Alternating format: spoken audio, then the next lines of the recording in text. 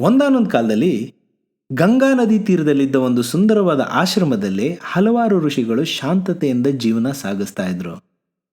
ಆ ಋಷಿಗಳು ಯಾಜ್ಞವಲ್ಕ್ಯ ಎಂಬ ಒಬ್ಬ ಗುರುಗಳ ಶಿಷ್ಯರಾಗಿದ್ರು. ಅವರು ಸದಾ ಧ್ಯಾನದಲ್ಲಿ ತಲ್ಲೀನರಾಗಿರ್ತಾ ಇದ್ರು ಮತ್ತು ತೀವ್ರವಾದ ಶಿಸ್ತನ್ನ ಪಾಲಿಸ್ತಾ ಇದ್ರು. ಒಂದು ದಿನ ಗುರುಗಳು ನದಿಯಲ್ಲಿ ಸ್ನಾನ ಮಾಡ್ತಾ ಇದ್ದಾಗ ಗಾಳಿಯಲ್ಲಿ ಹದ್ದೊಂದು ಹೆಣ್ಣು ಇಲಿಯನ್ನ ತನ್ನ ಉಗುರುಗಳಲ್ಲಿ ಹಿಡ್ಕೊಂಡು ಹಾರ್ತಾ ಇರೋದನ್ನ ನೋಡಿದ್ರು. ಏಕಾಏಕಿ ಆ ಇಲಿ ಹದ್ದಿನ ಹಿಡಿತದಿಂದ ತಪ್ಪಿ ನೇರವಾಗಿ ಗುರುಗಳ ಕೈಲಿ ಬಿದ್ದುಬಿಡ್ತು. ಹದ್ದು ಮೇಲೆ ಹಾರ್ತಾ ಇದ್ದದನ್ನ ಆಗಲೇ ಗಮನಿಸಿದ್ದ ಗುರುಗಳು ಆ ಪುಟ್ಟ ಇಲಿ ಹದ್ದಿಗೆ ಆಹಾರ ಆಗೋದು ಬಯಸಲಿಲ್ಲ.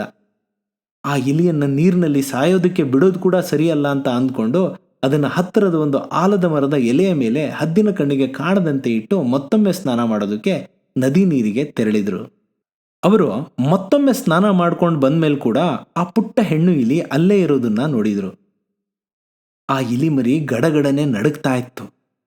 ಅದನ್ನ ನೋಡಿ ಪಾಪ ಅನ್ಸಿದ ಮೇಲೆ ಗುರುಗಳು ತಮ್ಮ ತಪೋಶಕ್ತಿಯಿಂದ ಆ ಹೆಣ್ಣು ಇಲಿಯನ್ನ ಒಂದು ಸುಂದರವಾದ ಹುಡುಗಿಯಾಗಿ ಪರಿವರ್ತಿಸಿದ್ರು ಮತ್ತು ಅವಳನ್ನ ತಮ್ಮ ಆಶ್ರಮಕ್ಕೆ ಕರೆದುಕೊಂಡು ಬಂದರು. ಆಶ್ರಮದಲ್ಲಿ ಅವರು ತಮ್ಮ ಪತ್ನಿಗೆ, ಪ್ರಿಯೆ, ನಾವು ಇಂದಿನವರೆಗೆ ಮಕ್ಕಳಿಲ್ಲದ ದಂಪತಿಗಳಾಗಿದ್ವಿ. ಈ ಬಾಲೆಯನ್ನ ದೇವರ ಆಶೀರ್ವಾದದಿಂದ ನಾನಿವತ್ತು ಆಶ್ರಮಕ್ಕೆ ಕರ್ಕೊಂಡ್ಬಂದಿದ್ದೀನಿ. ದಯವಿಟ್ಟು ಅವಳನ್ನ ಮಗಳಂತೆ ಪಾಲಿಸು ಅಂತ ಕೇಳ್ಕೊಂಡ್ರು.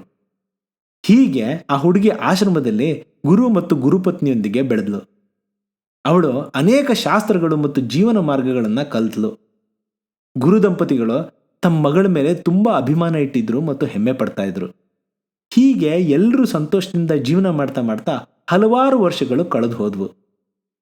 ಒಂದು ದಿನ ಗುರುಪತ್ನಿ ತಮ್ಮ ಮಗಳು ಮದುವೆ ಆಗೋ ವಯಸ್ಸಿಗೆ ಬಂದಿದ್ದಾಳೆ ಅಂತ ಗುರುಗಳಿಗೆ ತಿಳಿಸಿದ್ರು. ಗಂಡ ಹೆಂಡತಿ ಇಬ್ರು ಈ ಬಗ್ಗೆ ಗಂಭೀರವಾಗಿ ಯೋಚಿಸತೊಡಗಿದ್ರು. ಯಾಕೆ ಅಂದ್ರೆ ಈಕೆ ವಿಶೇಷವಾದ ಮಗು, ಅವಳಿಗೆ ವಿಶೇಷವಾದ ವರನೇ ಬೇಕು. ಮರುದಿನ ಬೆಳಗ್ಗೆ ತಮ್ಮ ತಪೋಶಕ್ತಿಯಿಂದ ಗುರುಗಳು ಸೂರ್ಯ ದೇವರನ್ನ ಆಹ್ವಾನಿಸಿ, ದೇವ, ನನ್ನ ಮಗಳೇನಾದ್ರೂ ಒಪ್ಪಿದ್ರೆ ದಯವಿಟ್ಟು ಅವಳ ಕೈ ಹಿಡೀರಿ, ನೀವೇ ಅವಳಿಗೆ ತಕ್ಕ ವರ ಅಂತ ನನಗೆ ಅನ್ನಿಸ್ತಾ ಇದೆ ಅಂತ ಕೇಳ್ಕೊಂಡ್ರು. ಆದ್ರೆ ಆಗ ಅವ್ರ ಮಗಳು, ಅಪ್ಪ, ಸೂರ್ಯ ದೇವರು ಜಗತ್ತಿಗೆ ಬೆಳಕು ಕೊಡ್ತಾರೆ, ಆದ್ರೆ ಅವ್ರ ಶಾಖ ಮತ್ತು ಕೋಪಿಷ್ಟ ವ್ಯಕ್ತಿತ್ವ ನನಗೆ ಸಹಿಸೋದಕ್ಕೆ ಆಗೋದಿಲ್ಲ ಅಪ್ಪ. ನಾನು ಅವ್ರನ್ನ ಮದುವೆ ಆಗಕ್ಕೆ ಇಷ್ಟಪಡಲ್ಲ, ದಯವಿಟ್ಟು ಇನ್ನೊಬ್ಬ ಉತ್ತಮ ವರನನ್ನು ಹುಡುಕಿ ಅಂತ ಬೇಡ್ಕೊಂಡ್ಲು. ಮಗಳಿ ಮಾತನ್ನು ಕೇಳಿ ಗುರುಗಳು ಚಿಂತೆಯಲ್ಲಿ ಮುಳುಗಿದ್ರು. ಅವ್ರ ಮನಸ್ಸಿನಲ್ಲೇ ಸೂರ್ಯನಿಗಿಂತ ಉತ್ತಮ ವರ ಯಾರಿರಬಹುದು ಅಂತ ಯೋಚಿಸ್ತಾ ಇರೋದನ್ನ ಅರ್ಥ ಮಾಡಿಕೊಂಡ ಸೂರ್ಯದೇವರು, ಗುರುಗಳೇ, ನೀವು ಮೇಘರಾಜನನ್ನ ಸಂಪರ್ಕಿಸಬಹುದು, ಅವರು ನನ್ನ ಬೆಳಕನ್ನು ಕೂಡ ಮುಚ್ಚಬಲ್ಲರು, ಹಾಗಾಗಿ ಅವರು ನನಗಿಂತ ಶಕ್ತಿಶಾಲಿ ಅಂತ ಸಲಹೆ ನೀಡಿ ಅಂತರ್ಧನರಾದರು. ನಂತರ ಗುರುಗಳು ತಮ್ಮ ತಪೋಶಕ್ತಿಯಿಂದ ಮೇಘರಾಜನನ್ನ ಆಹ್ವಾನಿಸಿ, ಮೇಘದೇವ, ನನ್ನ ಮಗಳೇನಾದ್ರೂ ಒಪ್ಪಿದ್ರೆ ದಯವಿಟ್ಟು ಅವಳನ್ನ ಪತ್ನಿಯಾಗಿ ಸ್ವೀಕರಿಸಿ, ನನಗೇನೋ ನೀವೇ ಅವಳಿಗೆ ತಕ್ಕವರ ಅಂತ ಅನ್ನಿಸ್ತಾ ಇದೆ ಅಂತ ಕೇಳ್ಕೊಂಡ್ರು. ಆದ್ರೆ ಅವ್ರ ಮಗಳು, ಅಪ್ಪ, ಈ ಮೇಘರಾಜನನ್ನು ನೋಡಿದ ಮೇಲೆ ನನಗೆ ಕತ್ತಲೆ, ಒದ್ದೆ ಮತ್ತು ತಣ್ಣನೆಯ ಭಾವನೆ ಬರ್ತಾ ಇದೆ, ನನಗೆ ಅವರನ್ನು ಮದುವೆ ಆಗಕ್ಕೆ ಇಷ್ಟ ಇಲ್ಲ ಅಪ್ಪ, ದಯವಿಟ್ಟು ಇನ್ನೊಬ್ಬ ಉತ್ತಮವರನ್ನು ಹುಡುಕಿ ಅಂತ ಕೇಳ್ಕೊಂಡ್ಲು. ಆಗ ಗುರುಗಳಿಗೆ ಇನ್ನಷ್ಟು ಚಿಂತೆ ಆಯ್ತು. ಅವ್ರ ಮನಸ್ಸಿನಲ್ಲೇ ಮೇಘರಾಜನಿಗಿಂತ ಉತ್ತಮರು ಯಾರಾದ್ರೂ ಇದ್ದಾರಾ ಅಂತ ಯೋಚಿಸ್ತಾ ಇರೋದನ್ನ ಅರ್ಥ ಮೇಘರಾಜ, ಗುರುಗಳೇ, ತಾವು ವಾಯುದೇವರನ್ನ ಸಂಪರ್ಕಿಸಬಹುದು, ಅವರು ನನ್ನನ್ನ ತಳ್ತಾರೆ, ಹಾಗಾಗಿ ನನಗಿಂತ ಶಕ್ತಿಶಾಲಿ ಅಂತ ಹೇಳಿದ್ರು. ನಂತರ ಗುರುಗಳು ತಪೋಶಕ್ತಿಯಿಂದ ವಾಯುದೇವರನ್ನ ಆಹ್ವಾನಿಸಿ, ವಾಯುದೇವ, ನನ್ನ ಮಗಳೇನಾದ್ರೂ ಒಪ್ಪಿದ್ರೆ ದಯವಿಟ್ಟು ಅವಳನ್ನ ಪತ್ನಿಯಾಗಿ ಸ್ವೀಕರಿಸಿ ಅಂತ ಕೇಳ್ಕೊಂಡ್ರು. ಆಗ ಮಗಳು, ಅಪ್ಪ, ಈ ವಾಯುದೇವರನ್ನ ನೋಡಿದ ಮೇಲೆ ನನಗೆ ಇವರು ತುಂಬಾ ವೇಗವಾಗಿದ್ದಾರೆ ಮತ್ತು ನಿರಂತರವಾಗಿ ದಿಕ್ಕು ಬದಲಿಸ್ತಾರೆ ಅನ್ನಿಸ್ತಾ ಇದೆ, ನಾನು ಅವ್ರನ್ನ ಮದುವೆ ಆಗಕ್ಕೆ ಇಷ್ಟಪಡೋದಿಲ್ಲ ಅಪ್ಪ, ದಯವಿಟ್ಟು ಇನ್ನೊಬ್ಬ ಉತ್ತಮ ವರನನ್ನು ಹುಡುಕಿ ಅಂತ ಬೇಡ್ಕೊಂಡ್ಲು. ಗುರುಗಳಿಗೆ ಇಷ್ಟೊತ್ತಿಗೆ ತಲೆ ಕೆಟ್ಟು ಹೋಗಿತ್ತು. ಅವರು ಮನಸ್ಸಿನಲ್ಲೇ ನನ್ನ ಮಗಳಿಗೆ ಇಷ್ಟ ಆಗೋ ಹುಡುಗ ಎಲ್ಲಿ ಸಿಗ್ಬಹುದು ಅಂತ ಯೋಚಿಸ್ತಾ ಇರುವಾಗ ವಾಯುದೇವರು, ಗುರುಗಳೇ, ನೀವು ಪರ್ವತರಾಜನನ್ನ ಸಂಪರ್ಕಿಸಿ, ಅವರು ನನಗಿಂತ ಶ್ರೇಷ್ಠರು, ಯಾಕೆ ಅಂದ್ರೆ ನನ್ನನ್ನು ತಡೆಯೋ ಶಕ್ತಿ ಅವರಲ್ಲಿದೆ ಅಂತ ಸಲಹೆ ನೀಡಿ ಮಾಯ ಆಗ್ಬಿಟ್ರು.